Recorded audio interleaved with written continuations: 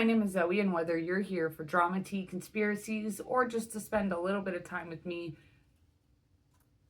sorry, my lizard was just moving, I really appreciate it. So today I want to talk about a story that's actually developing right now, and with everything that's been happening lately, you know, we're getting a bunch of news flashed at us constantly. And since this is still ongoing, I don't want anybody to forget about Emmanuel Haro. If you don't know about this story, I'd be very surprised because it was major news about a month ago. So at approximately 7:47 p.m. on August 14th, 7-month-old Emmanuel Haro was reported missing by his mother, Rebecca. She claimed that she was in the parking lot of a Yucaipa store, a Big Five, to get a mouth guard for one of her other kids, and that she had the baby, Emmanuel, with her. Says that when she got to the store, she was about to go in, noticed that the baby was stinky, got him out of his car seat, laid him down in the back of the car to change his diaper. Next thing she knows, she hears someone say, "Hola." She gets punched in the face or in the back of the head, or she gets hit, blacks out, and when she wakes up, the baby's gone. The person who took her's gone. She didn't see them. She didn't see a car. Nothing. Got him out of the car seat, and I laid him down and so I could get his diapers ready. And somebody said, "Hola," and that's all I remember. And I saw white. And a hearing sound, I fell on the floor, and I said, as I got up, I couldn't find my son. I checked around my truck.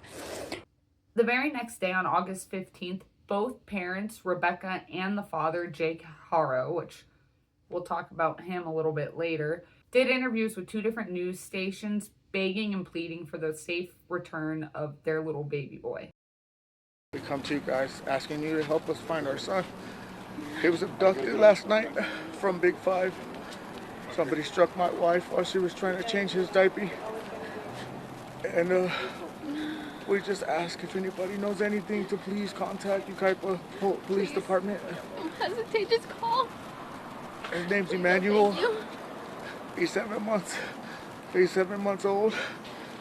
Immediately, the public became very suspicious after these interviews came out because they noticed that neither one of the parents were actually crying or seemed to be showing genuine emotion. Like, I have a bunch of kids. If one of my kids went missing, I would be inconsolable. I don't even know if I would be able to talk to the news. Even vocalizing a situation like that as a hypothetical makes me emotional, all right?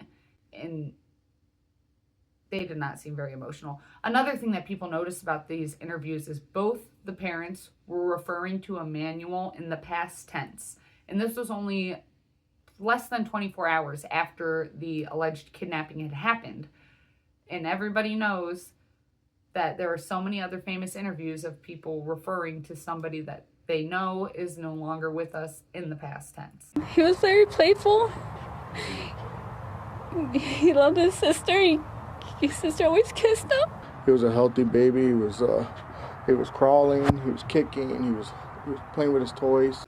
The suspicious behavior in the interviews, coupled with the facts that the investigators never even issued an Amber Alert when it happened, really started some vicious speculation from the public immediately.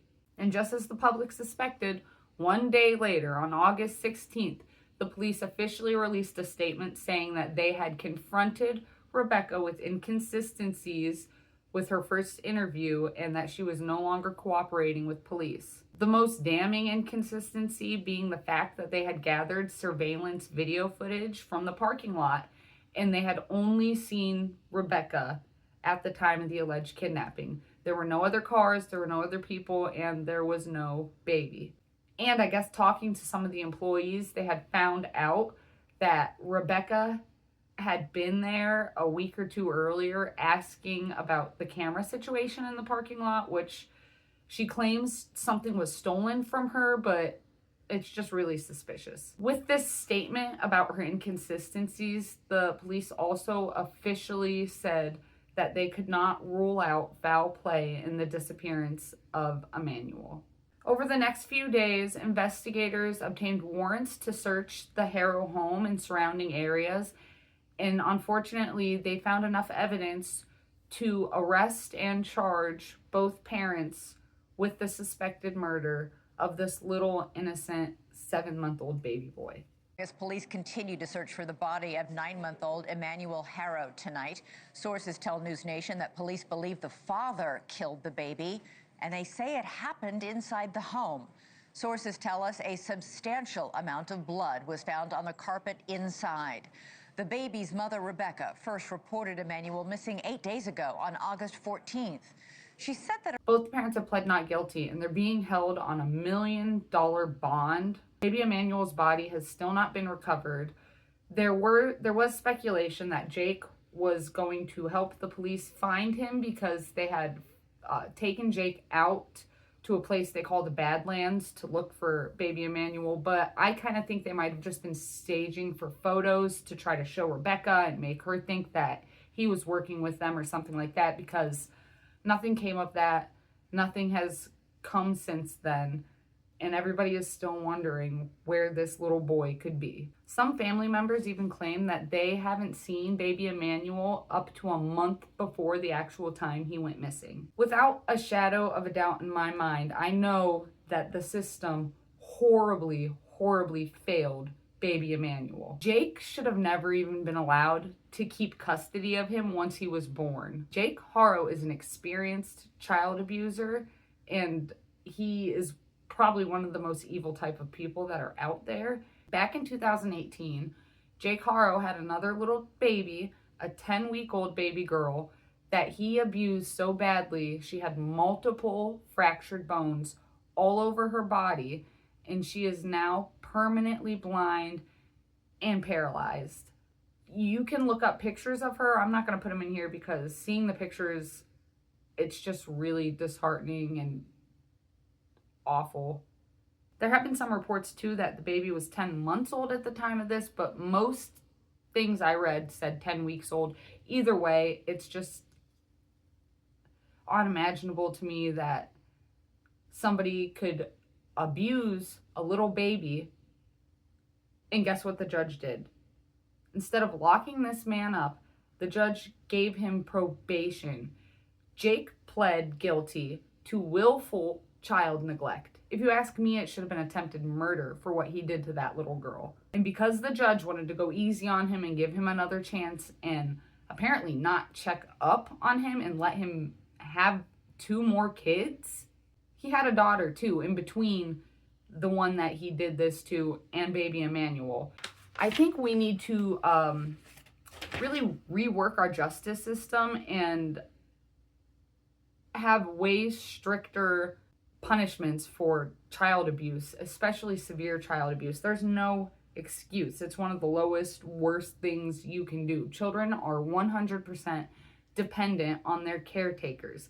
And when that person, and we've seen it time and time again, when that person is evil and the system knows they're evil and lets that child either stay with them or go back to them after they've been removed and something awful happens, we need to have some more strict punishments for the people involved in facilitating those situations. I don't know, this one just really stuck with me and is sticking with me. I think about baby Emmanuel like every day. I have a 6-month-old baby boy, and comparing the side-by-side pictures of what a healthy, happy 6-month-old baby boy looks like and the 7-month-old baby boy who was very obviously abused for his entire life. And the investigators have said that they do believe that he suffered abuse for a very long time. It's just awful. It's disgusting to think about, and it really hits home when you have a child the same age as a story you're hearing about. That's just awful. But if you stuck till this far, I'm sorry that it was really deep and heavy, but it's really important for me to not let people forget about Emmanuel, because something about him is just really sticking with me. And with all the craziness going on, we can't forget Emmanuel. But if you stuck to the end, like I said, thank you so much. I really, really appreciate it. Like, I'm a small channel, so any kind of interaction or people subscribing really helps me out. Hug your babies really tight and make sure you give them tons of extra kisses. Bye, guys.